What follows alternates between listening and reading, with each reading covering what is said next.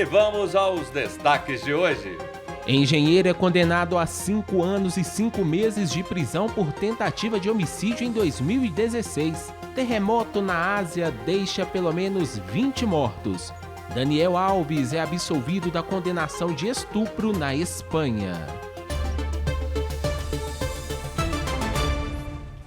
Belo Horizonte tem previsão de céu claro a parcialmente nublado, com chuvas isoladas e trovoadas ocasionais. Mínima de 17 graus e máxima prevista de 29 graus. A umidade relativa do ar está em 50%.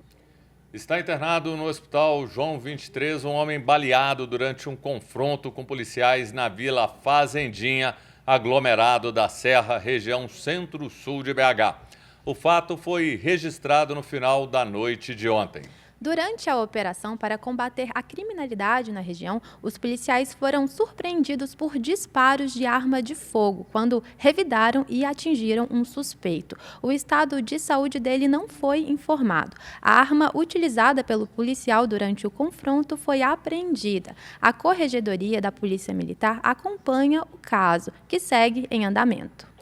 Um homem de 31 anos foi preso suspeito de furtar ao menos 2 veículos modelo Estrada durante a madrugada de hoje. A primeira, uma caminhonete da cor branca que foi furtada na rua Almirante Alexandrino, altura do bairro Gutierrez, lado oeste de BH. Após o chamado, a polícia conseguiu identificar o veículo em uma rua do bairro Sion, região sul da cidade. O suspeito foi detido e o celular do dono da caminhonete encontrado. O suspeito afirmou que tinha furtado outra caminhonete do mesmo modelo horas antes. Após buscas, o veículo de cor preta foi encontrado na rua Ipatinga, altura do bairro Anchieta, também na região sul de BH. O celular da vítima do segundo furto também estava dentro do carro. De acordo com a polícia, o suspeito usava uma espécie de injeção eletrônica para furtar os veículos. E o homem possui diversas passagens na polícia por crimes semelhantes. Existem alguns aparelhinhos, Nikele, que esses maus elementos estão usando para abrir e roubar, e principalmente caminhonetes. Então, o dono tem que ter muito cuidado, dá um tempinho, olha, vê se fechou mesmo. Esses bloqueadores, às vezes até de você trancar a porta e trazer segurança ao seu veículo. Júnior, acho que vale também a gente falar aqui para o pessoal que está acompanhando a gente, porque a gente tem que tomar muito cuidado com o que a gente deixa ali à vista no carro, né? A gente tem que se proteger. Então. Mochilas, né? Apesar de que eu vi um caso aí que eles assaltaram um carro que nem tinha nada à vista, mas pegaram a mochila no porta-malas. É muito perigoso deixar as coisas no carro. Chama a atenção também. E não deixe no banco de trás do carro.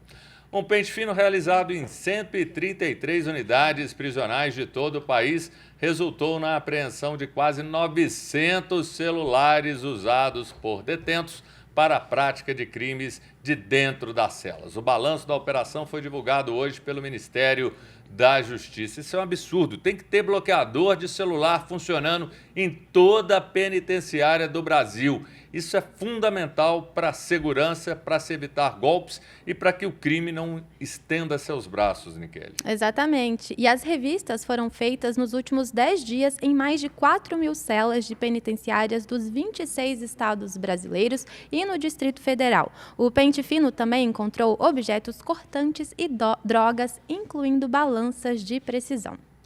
Os bombeiros trabalham agora para controlar totalmente o incêndio em um depósito de material reciclável no bairro Jardim Piemonte, em Betim. O fogo começou na madrugada de hoje. 4 guarnições foram para o local e conseguiram evitar que as chamas se espalhassem e atingissem imóveis vizinhos. A Defesa Civil de Betim esteve no local agora de manhã para avaliar o risco de desabamento do galpão. Neste momento, 9 bombeiros permanecem no local para evitar que o aparecimento de novos focos de incêndio aconteça. A ocorrência não deixou feridos. O engenheiro Rafael Bicalho, de 27 anos, foi condenado na madrugada de hoje a 5 anos e 5 meses de prisão por tentativa de homicídio contra o médico Henrique Papini, de 30 anos, em um episódio ocorrido em setembro de 2016. Na época, Rafael espancou o médico na saída de uma boate no bairro Olhos d'Água, em Belo Horizonte, devido a ciúmes de uma ex-namorada. Henrique Papini foi atacado pelas costas, teve traumatismo craniano e lesões no rosto como consequência. O médico perdeu a audição em um dos ouvidos, desenvolveu paralisia facial e dificuldades para falar. Rafael Bicalho foi levado diretamente para o sistema prisional depois do julgamento e não terá direito a recorrer da sentença em liberdade. De vez em quando a justiça ela atua. Demora, mas atua e, nesse caso, era preciso. Proprietários de veículos precisam ficar atentos ao prazo para pagar a taxa de licenciamento. Eu estava esquecendo a minha. E você, Niquele? Olha, eu não dirijo ainda, viu? Mas vou alertar meu noivo, porque isso é importante. Faça isso. E quem conta tudo pra gente é a repórter Milene Alves, que traz as informações. Termina na próxima segunda-feira, dia 31 de março, o prazo para o pagamento da taxa de renovação do licenciamento anual do veículo, no valor de R$ 35,18. O pagamento pode ser feito por Pix, agências bancárias ou com a guia de arrecadação estadual, gerada pela Secretaria de Estado da Fazenda no site fazenda.mg.gov.br. Em todos os casos, é necessário informar o número do Renavan do veículo. Repórter Milene Alves. Obrigada, Milene. O repórter Leonardo Apolinário acompanhou o velório do prefeito Fuad Noman nessa quinta e conversou com algumas personalidades que estiveram presentes. O velório do prefeito Fuad Noman foi aberto ao público à 1 da tarde. O corpo foi velado no Salão Nobre da sede do Executivo Municipal. A família se emocionou. Os filhos do prefeito, Paulo Henrique Noman e Gustavo Noman, relembraram a relação do pai com a família. Meu pai era um cara, assim, muito família, gostava muito da gente, vivia pela família dele, pelos netos. Os netos eram um grande xodó da vida dele. Tudo que ele podia fazer pela família, ele sempre fez. A gente cresceu com uma família muito unida. E a gente estamos tentando passar isso para os nossos filhos também. Então, a visão que a gente tem do Fuad é uma pessoa, assim, excepcional. Autoridades políticas estiveram presentes. O vice-prefeito Álvaro Damião, do União Brasil, se emocionou e disse que vai dar continuidade ao legado deixado por Fuad. Eu ajudava ele a descer a escada assim e com muito orgulho de estar ali ao lado dele, próximo dele, aprendendo com ele, aprendendo a fazer política com ele, vendo as dificuldades das pessoas, frases que eu nunca mais vou esquecer. Quando nós fomos ao Hospital do Câncer, e ele falou, eu falo que eu quero que as pessoas mais simples da cidade, Álvaro, que elas tenham oportunidade igual a que eu tenho.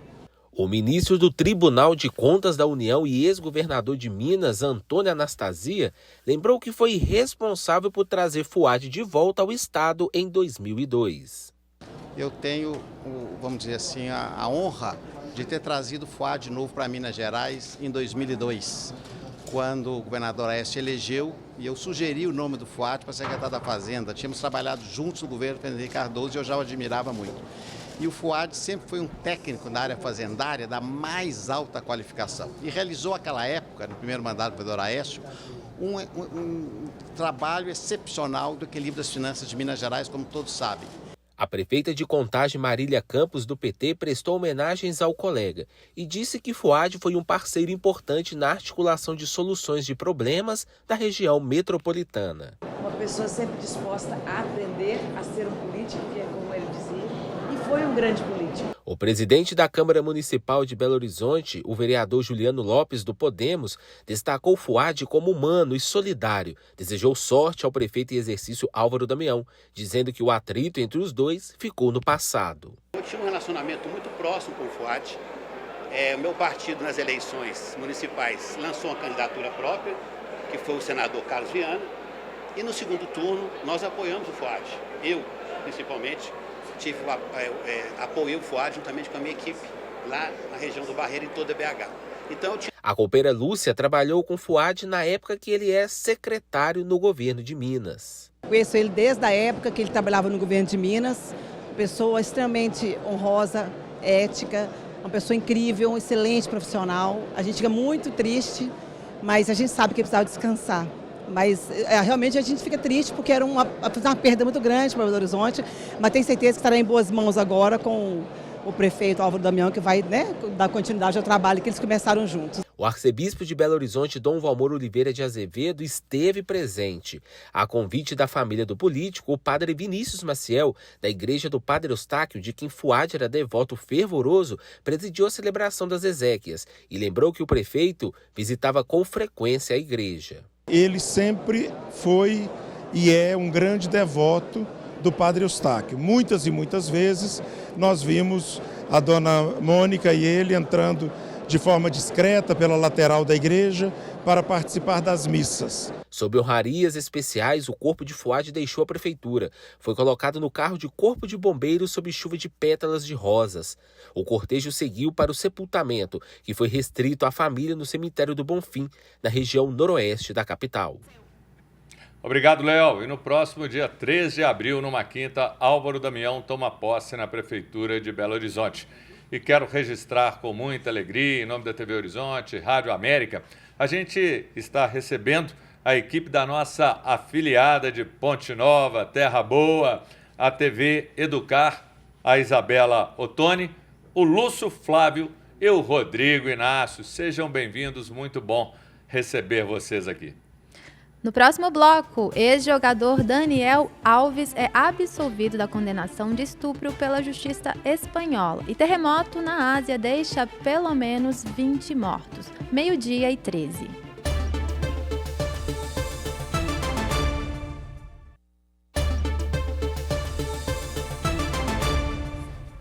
O ex-jogador Daniel Alves foi absolvido da condenação de estupro de 4 anos e 6 meses pela Justiça Espanhola nesta sexta, em decisão unânime do Tribunal Superior da Catalunha, que anulou a sentença. Na decisão dos magistrados, houve o entendimento de que o testemunho da vítima não era suficiente para sustentar a condenação e que haviam lacunas, imprecisões, incoerências e contradições que comprometeram a fundamentação da sentença. O Ministério Público Espanhol e a defesa da jovem que denunciou o ex-jogador ainda podem recorrer da decisão que colocou em liberdade o ex-atleta da seleção brasileira. Daniel foi condenado por ter estuprado uma mulher em discoteca de Barcelona, na Espanha. Ele foi preso em janeiro de 2023 e, depois de pagar 1 milhão de euros, estava em liberdade provisória desde março de 2024. Daniel ainda teria que cumprir 2 anos de pena e agora fica totalmente em liberdade e sem qualquer acusação da justiça espanhola. Hoje à tarde, o presidente da CBF, Edinaldo Rodrigues, se reúne com o técnico Dorival Júnior e o diretor Rodrigo Caetano. Desta reunião, pode ser anunciado a saída do treinador do comando da seleção. Pesa contra Dorival o mau desempenho nas eliminatórias e a goleada sofrida pela Argentina por 4-1. O nome de Felipe Luiz, técnico do Flamengo, é um dos cotados para o cargo. E Daverson foi embora do Atlético e será jogador do Fortaleza. O acordo entre os clubes ocorreu nesta quinta e o Fortaleza aguarda a chegada do atacante para a realização dos exames médicos e assinatura de contrato válido até o fim de 2027. E o time do Atlético embarca hoje à tarde para Porto Alegre. E amanhã estreia contra o Grêmio pelo Brasileiro na Arena do Grêmio. E pelo lado do Cruzeiro, hoje à tarde é o apronto final para o jogo que define o time para a estreia no Brasileiro, sábado no Mineirão, diante do Mirassol. Matheus Pereira deve começar no banco e as novidades são os atacantes Bolassi e Lautaro, que treinaram durante a semana e podem também começar no banco. E foram vendidos até agora mais de 35 mil ingressos. A circulação do metrô tem novas alterações. A repórter Milene Alves tem os detalhes. Termina hoje mais uma etapa das obras de modernização que impactam o funcionamento do metrô de Belo Horizonte. Nesta semana são feitas revitalizações no sistema elétrico de alimentação dos trens. Nas estações 1º de Maio, Valdomiro Lobo e Floramar, os trens passam por um só lado da plataforma, então os usuários precisam verificar a direção antes de embarcar. Além disso, das 9 às 11 horas da noite, o intervalo entre as viagens será de 23 minutos. Não há necessidade de realizar baldeação. Funcionários da concessionária estão nas estações para orientar os usuários, que também podem ser informados por meio das telas digitais e dos avisos sonoros. O horário de funcionamento do metrô de Belo Horizonte vai das 5h15 da manhã às 11 horas da noite todos os dias e o valor pago por viagem é de R$ 5,50. Repórter Milene Alves. Obrigado, Milene. Justiça determina a paralisação imediata de uma mineradora em Belo Vale. É o destaque da repórter Letícia Bessa. A Justiça Mineira determinou a paralisação imediata das atividades da LMA Mineração em uma área conhecida como Fazenda Mina da Terra Seca, na divisa entre Belo Vale e Congonhas, na região central. Uma liminar concedida pela juíza Adriana Garcia Rabelo reconheceu a exploração irregular na região. A magistrada barrou todas as atividades de lavra, extração, transporte e comercialização de minério por parte da LMA Mineração. O descumprimento da medida pode acarretar multa diária de R$ 100 mil. A decisão foi tomada após pedido de tutela cautelar ajuizado pela dona da área, a USD Tecnologias. São citadas, por exemplo, recorrentes explosões com dinamite na propriedade e colocar risco à segurança de trabalhadores da própria mina. Repórter Letícia Bessa.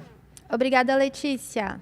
A Anvisa, Agência Nacional de Vigilância Sanitária, suspendeu em todo o país por 90 dias a venda da pasta de dente Colgate Clean Mind. A medida, foi provocada por 8 notificações sobre reações alérgicas de consumidores que usaram o produto.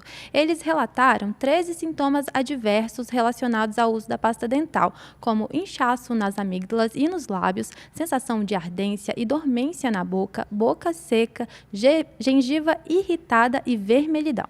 A Clean Mind é uma nova versão de um dos cremes dentais mais populares da marca, a Colgate Total 12. A empresa anunciou a mudança na fórmula e no nome do produto no fim do ano passado. A marca não se manifestou até agora sobre a decisão da Anvisa e ainda pode recorrer da suspensão. Muito bom a Anvisa agir e preocupa uma empresa tão grande como colocar o produto no mercado, talvez com alguma falha, alguma coisa, talvez os testes não tenham sido suficientes, mas causando esses problemas para as pessoas. Isso deixa a gente preocupado, com a pulga atrás da orelha. E a gente aguarda esse pronunciamento, Júnior, que também é muito importante. Com toda certeza.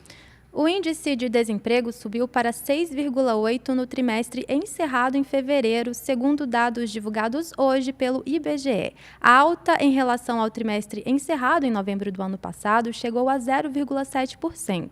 A população desocupada chegou a 7,5 milhões de pessoas, o que representa um crescimento pouco superior a 10%.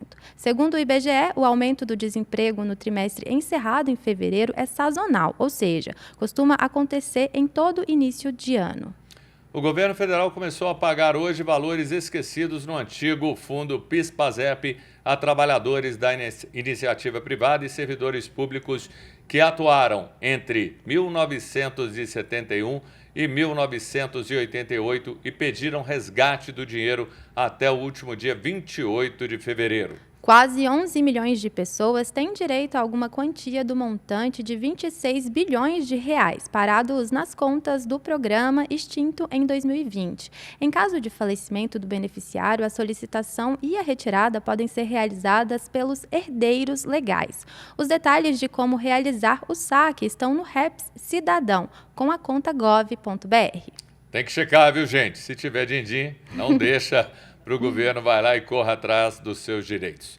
O governo federal confirmou na manhã de hoje o nome do ex-ministro da Fazenda, Guido Mantega, para o Conselho Fiscal da Eletrobras. Outros nomes ligados ao PT também foram indicados. Eles precisarão ser aprovados na Assembleia dos Acionistas em abril. Lula já havia tentado emplacar Mantega na mineradora Vale em 2024, mas não conseguiu por conta dos acionistas privados da empresa. A ideia original de Lula era que Mantega comandasse a empresa. Um terremoto de 7,7 graus numa escala de 10 atingiu a Ásia hoje, provocando pelo menos 20 mortes em Mianmar. O forte temor foi sentido na Tailândia, onde um prédio em construção desabou. 3 pessoas morreram e 80 pessoas estão desaparecidas sob os escombros. Em Mianmar, 2 pontes desabaram e edifícios foram destruídos em pelo menos 5 cidades. O epicentro do terremoto ocorreu a 10 quilômetros de profundidade na região central de Mianmar. Voos para o país foram cancelados e a Cruz Vermelha ajuda nas ações de resgate às vítimas. Países como a França e a Índia já manifestaram disposição de enviar equipes de apoio. No Vietnã, onde o presidente cumpre agenda de compromissos, o tremor também foi sentido, mas não há registro de vítimas, apenas relatos de pessoas deixando os prédios assustadas. A Polícia Rodoviária Federal ganhou 50 novas viaturas. Os veículos equipados com tecnologia de ponta vão aumentar a capacidade de fiscalização e resposta no combate ao crime nas estradas federais. A entrega das viaturas foi na sede da Polícia Rodoviária Federal em Contagem, na região metropolitana. Termina a primeira parte do Rede Notícia e agora você fica com entrevista sobre a polêmica envolvendo a prescrição de medicamentos com representantes dos Conselhos Regionais de Farmácia e Medicina. Acompanhe nossas redes sociais no Instagram, @TV Horizonte Oficial e @Rádio América Oficial. E eu espero vocês à 1 da tarde no programa Bola na Rede na TV Horizonte. Até amanhã e imperdível a segunda parte do Rede Notícia. Bom final de semana. Bom final de semana. Até amanhã.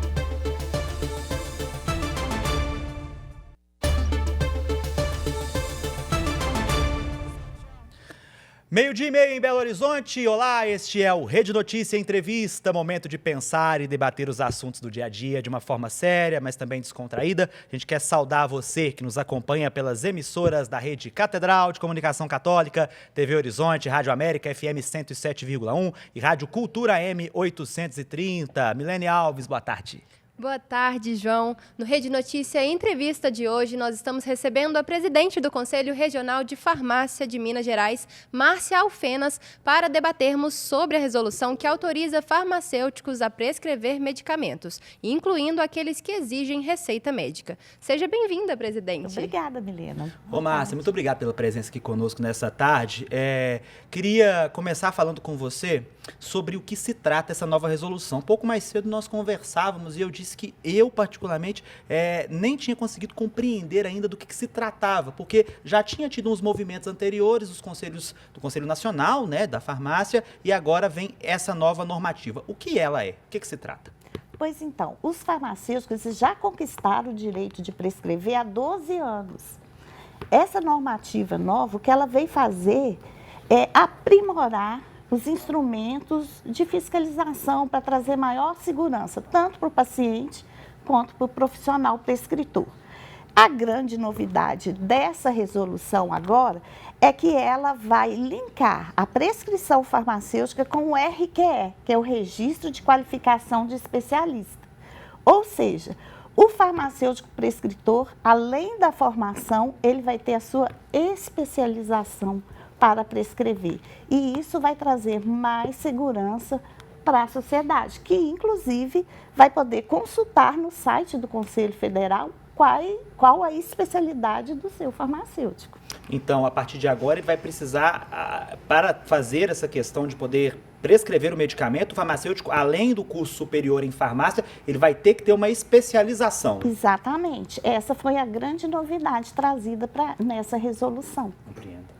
E além de prescreverem os remédios, os farmacêuticos então vão poder também renovar as receitas que antes já tinham sido passadas pelos médicos? Isso, mas com um foco muito diferente dos outros profissionais, tá? Ninguém está invadindo o terreno de ninguém. Na verdade, isso já acontece. A consulta farmacêutica e a prescrição farmacêutica, ela vem para melhorar a adesão, a eficiência e o sucesso do tratamento. Então, ela tem essa característica, que é bem diferente da prescrição médica, por exemplo, que é de diagnóstico, de descobrir o que o paciente tem. O da gente é controle e monitoramento.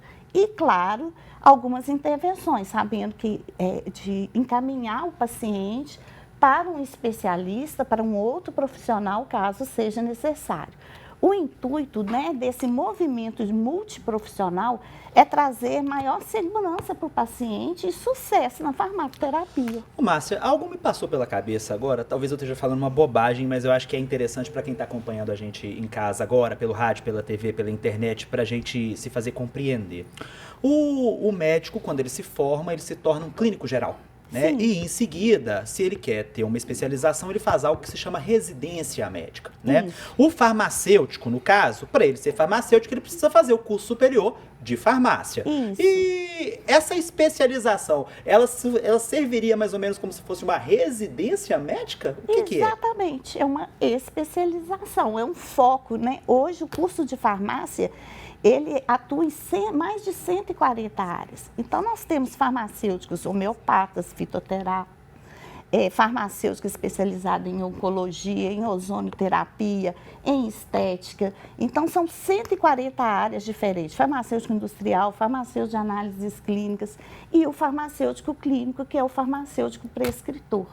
Então, diante desse horizonte, que é o curso de farmácia, de tantas especialidades, se fez necessário para garantir, né, a segurança tanto do paciente quanto do profissional, esse RQE, esse registro, que é um registro nacional de especialização farmacêutica. Sim.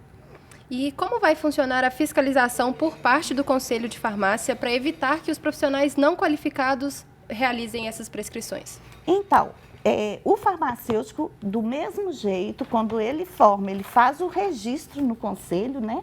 No seu conselho de classe, isso acontece em todas as profissões. Esse registro, ele assegura para a sociedade que ele tem essa habilitação técnica, né? Que ele realmente é farmacêutico. E assim que ele faz a especialização, ele também vai fazer esse registro do conselho. E ele vai ter um código nacional para isso. Então, ele vai assegurar para a sociedade que ele é especialista naquele assunto. Então, só voltando um pouquinho, Márcia, numa coisa.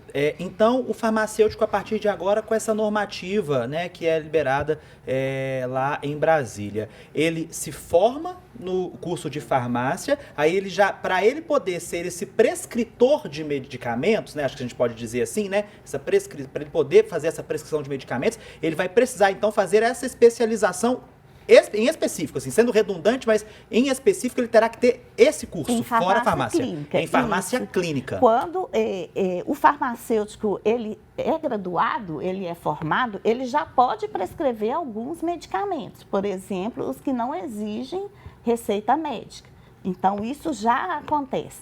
E agora, para prescrição desses tarjados, renovação de receitas, ele vai precisar ter essa especialização em farmácia clínica. E isso inclui, por exemplo, os remédios oncológicos, os remédios tarja preta, inclui tudo isso? Não. A prescrição farmacêutica, ela está associada, gente, a protocolos já pré-estabelecidos, principalmente no SUS. Entendo. O farmacêutico atua no SUS. Então, ele vem para preencher uma lacuna que está fazendo falta lá no SUS, que precisa, porque a gente precisa de todos os profissionais trabalhando com o objetivo da segurança do paciente e do sucesso do paciente. E na rede privada também. Então, a gente vai ter que ter protocolos, evidências científicas e ainda a graduação e a especialização. Então, ou seja, uma coisa muito séria e, como eu já expliquei, ela é voltada para o controle, acompanhamento e monitoramento de doenças já diagnosticadas. Ou seja, não vai ser qualquer medicamento, não. Não vai ser qualquer medicamento, não.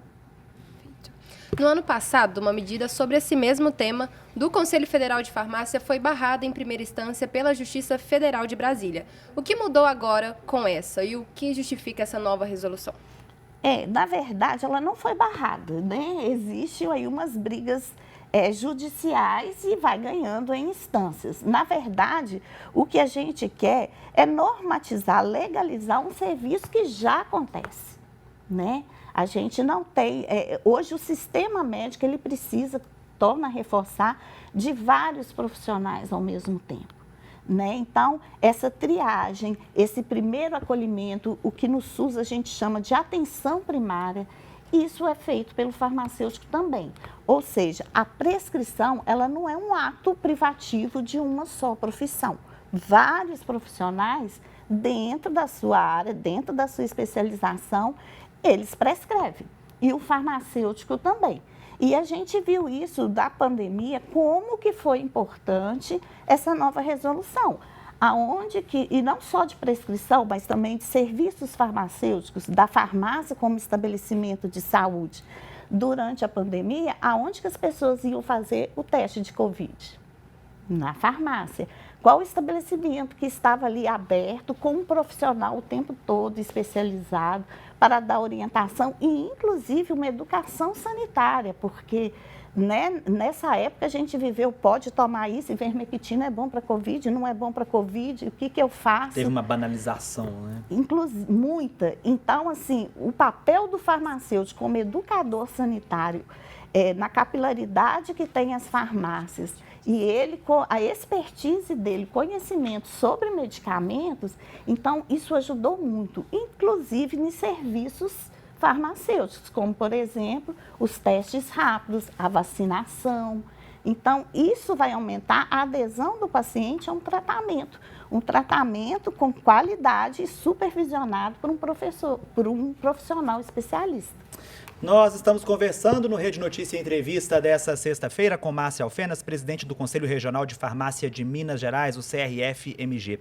Ô, Márcia, eu brinco que todas as vezes que a gente chama você para uma entrevista é sempre uma coisa polêmica, é sempre alguma coisa que está dando dúvida na cabeça das pessoas. A gente daqui a pouco vai falar sobre um posicionamento do Conselho Regional de Medicina e sobre algumas entidades meio contrários a essa posição e sobre essa normativa aí do Conselho de Farmácia. Mas eu queria primeiro falar com você sobre um termo que antigamente a gente usava muito e usa ainda às vezes na imprensa, que é a tal do empurroterapia. Você já deve ter ouvido falar dessa questão.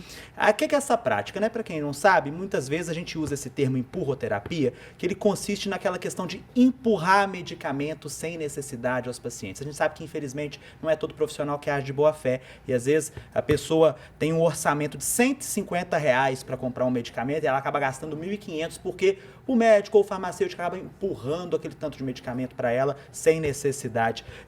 Existe uma preocupação do Conselho de Farmácia quanto a isso? Inclusive, isso é uma expertise do profissional farmacêutico.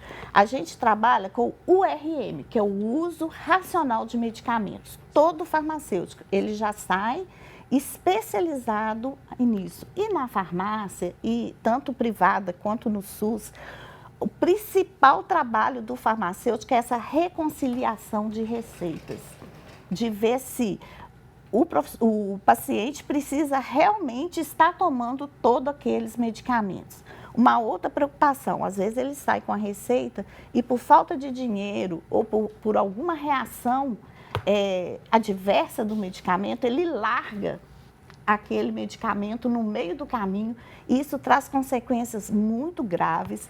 É caro para o sistema público porque exige mais internação, porque o paciente não fez aquele tratamento. Então, ou seja, ele sai do profissional que diagnosticou aquela doença e ele fica solto.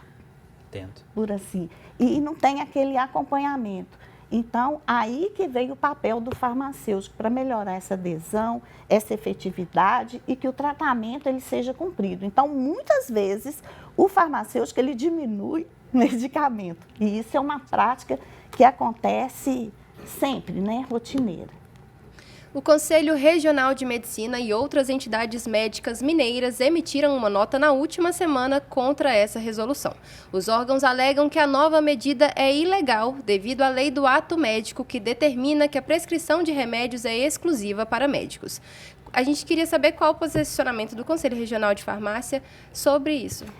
A prescrição não é privativa de médico.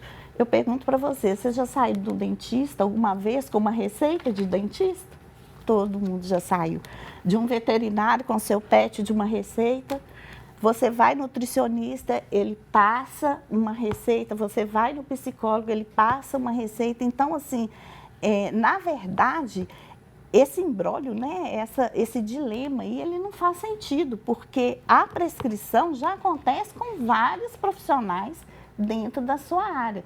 E não há, de novo, a gente repete, o foco de cada profissional é diferente, né? Mas todo mundo tem o objetivo de melhorar a qualidade e a saúde dos pacientes e melhorar essa adesão, pois nós, farmacêuticos, somos os profissionais mais acessíveis à população.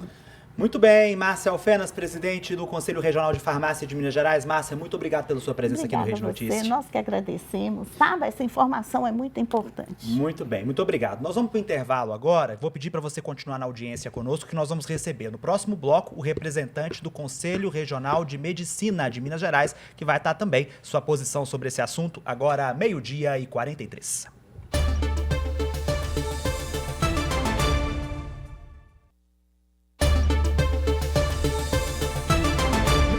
Agora, 12h46, esse é o Rede Notícia Entrevista. O nosso abraço fraterno a você que nos acompanha pela Rádio Cultura, pela Rádio América e pela TV Horizonte, emissoras da Arquidiocese de Belo Horizonte. Nós vamos conversar agora, continuar essa nossa entrevista de sexta-feira, conversar com o presidente e conselheiro do Conselho Regional de Medicina de Minas Gerais, doutor Ricardo Hernani Lacerda Gonçalves de Oliveira. Doutor, seja muito bem-vindo, boa tarde, o senhor me escuta? Ouço perfeitamente, agradecido. Alegria. Muito agradecido pelo convite. A alegria toda nossa de receber o senhor. Doutor, queria começar falando sobre esse assunto aí dessa nova normativa dos farmacêuticos. Como que o Conselho recebe essa nova resolução que permite aí que os farmacêuticos possam prescrever alguns tipos de medicamentos? Pois é, a competência legal de cada entidade e a competência legal de cada profissão. São determinadas em lei. A competência do Conselho está determinada na Lei 3268, 57. A competência do médico é determinada na Lei do Ato Médico, 12842. Estamos seguindo a lei, brigando pelo aquilo que está estabelecido em lei, pelos limites que estão estabelecidos na lei. Doutor, para a gente deixar um pouco mais claro para quem está nos assistindo e nos ouvindo, queria que o senhor falasse um pouco mais sobre a lei do ato médico que foi usado como argumento para ir contra essa nova resolução. O principal, a doutora Maria Alfenas, ela citou exatamente, não existe a exclusividade da prescrição para o ato médico, no ato médico. Por exemplo, nós temos dentro do programa de saúde de família, autorização para que membros, como enfermeiros, mantenham prescrições dentro do serviço de saúde da família, medicações que o paciente já utiliza e que podem ser mantidos sendo repassados pelo profissional da enfermagem. O problema é que, nesse caso, já tem o diagnóstico do paciente. Quem dá o diagnóstico, pela lei, é o médico. E a prescrição de medicamento não é simplesmente pegar uma receita e ficar replicando. Ou seja, está usando a medicação porque o paciente tem medicação para fazer isso. Vai seguir um diagnóstico técnico. O diagnóstico é dado pelo médico, por lei. Doutor Ricardo, é muito cedo ou a gente já pode comparar essa nova resolução com o mesmo que aconteceu com as clínicas de estética, né? Alguns procedimentos antes eram realizados somente por médicos, depois passaram a ser feitos por biomédicos, dezenas de casos de procedimentos errados tomaram conta das mídias. Posso citar aqui também aquela questão referente aos dentistas. A gente sabe que houve um embate aí pela questão estética dos dentistas também poderem fazer alguns procedimentos faciais. O senhor acha que com essa questão da prescrição do medicamento por farmacêuticos, pode acontecer a mesma questão dos erros recorrentes? Vai ser um problema social? É uma situação complexa e isso colocou uma situação ainda mais complicada. Por quê? Na área de estética não existe uma restrição, não existe uma lei, não existe uma determinação legal de quem possa atuar nela. Obviamente, o médico poder atuar, ele tem que ter uma especialização. Geralmente, quem faz, mais comumente, quem está autorizado a fazer, seria um cirurgião plástico ou um dermatologista, que além de realizar o procedimento, ele sabe como tratar as complicações, quais são as mais comuns, e assume a responsabilidade pelo ato praticado. Na parte estética que nós vimos, foram muitos profissionais sem um respaldo, sem um preparo adequado, exatamente como você colocou, uma área que não está normatizada de forma específica para um profissional para uma profissão. E o que nós estamos vendo hoje é literalmente uma catástrofe social. Procedimentos inadequados, procedimentos feitos de forma equivocada e com resultados catastróficos. O medo que nós temos é porque os procedimentos são raros, os procedimentos estéticos são raros. Bom, bem mais raros do que uma prescrição médica, uma prescrição de medicamento. E não é simplesmente prescrever. De novo, é uma medicação que é absolutamente normal, que qualquer mãe ou avó prescreve para o seu filho, para o seu neto. Paracetamol. Numa dose adequada, é uma droga letal, potencialmente letal. Numa dose que não é tão elevada. Então, e quando eu vou utilizar essa medicação? Eu tenho que ter uma base para fazer isso. Eu tenho que ter um diagnóstico para fazer isso. E esse diagnóstico, ele é feito pelo médico. Doutor Ricardo, eu falei um pouco mais cedo, quero perguntar novamente para o senhor uma coisa muito importante que talvez seja muito relevante nesse momento de discussão que nós estamos fazendo hoje aqui no nosso Rede Notícia Entrevista. A presidente dos sindicatos farmacêuticos falou que para o farmacêutico fazer essa prescrição desse medicamento, né, ela diz que não são todos os medicamentos, são apenas alguns, mas para ele fazer essa prescrição vai ser necessário como se fosse um curso, né, fora da faculdade, né, o curso de farmácia, no caso dos farmacêuticos, e em seguida como se fosse uma residência em uma área específica, como é o caso dos médicos. O senhor acha que mesmo com essa preparação, com essa espécie de residência, sei que não é, mas com essa espécie de residência aí, seria aí um facilitador, ajudaria para que os farmacêuticos não errassem e seria o problema? É o suficiente? Seria o suficiente? João, nós estamos discutindo recentemente uma situação complicada, complexa, novamente. Um curso médico são 6 anos. Você hoje é complementado por uma residência que vai de 4 a 6 anos para chegar a um especialista. Uma residência médica são 2.800 horas por ano. Se você colocar que tem residências especializadas, que você precisa de 5, 6 anos de formação, você tem uma nova faculdade de medicina com uma carga horária provavelmente maior que o próprio curso de medicina. É uma outra faculdade, então, né, doutor? É uma outra faculdade. É mais que uma outra faculdade. Uma residência são 12 horas por dia, 5 dias por semana, são 60 horas. Lei. São 60 horas semanais. Ou seja, a carga horária é muito grande. O conhecimento área é muito grande. Tem cursos médicos nos Estados Unidos que hoje já são 8 anos, já saiu dos 6. Você dizer que você vai conseguir ter uma área de farmacologia, você vai fazer uma revisão de farmacológica em 1 ano, 6 meses, 3 meses, nós não sabemos qual vai ser o tempo disso. Não dá para poder avaliar, não dá para poder definir. Nós estamos ainda no início, é uma ponta do iceberg. O que a doutora Maria falou, doutora Maria Alfenas falou, a área de saúde é muito complexa. Se cada profissional conseguir atuar dentro da sua área, respeitando a área de atuação do outro, nós vamos fazer um bom serviço, prestar serviço que a sociedade precisa. Nós vamos ser úteis para a sociedade.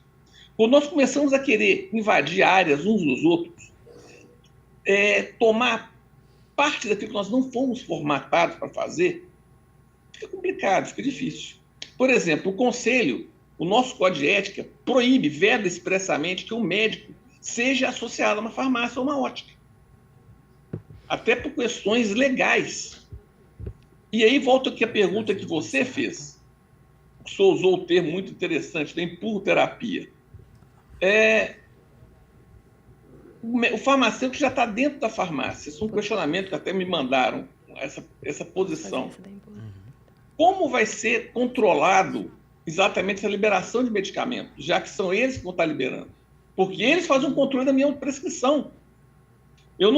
Se eu uso uma prescrição, se não vai de acordo com o que está na norma, na hora de vender a medicação, o farmacêutico faz o controle da prescrição do médico, de certa forma. Quem vai fazer essa prescrição? Quem vai fazer esse controle no caso deles? Essa que é a pergunta. Ou seja, faltaria, no caso, então, um órgão fiscalizador deles próprios, né? Deles próprios. Nós agradecemos aqui o presidente e conselheiro do Conselho Regional de Medicina de Minas Gerais, Dr. Ricardo Hernani Lacerda Gonçalves de Oliveira. Obrigada pela sua participação. Siga a gente em nossas redes sociais, @TV Horizonte e @Rádio América Oficial, sem acento no Instagram. Bom final de semana. Obrigado a você pela presença, ótimo fim de semana, até mais.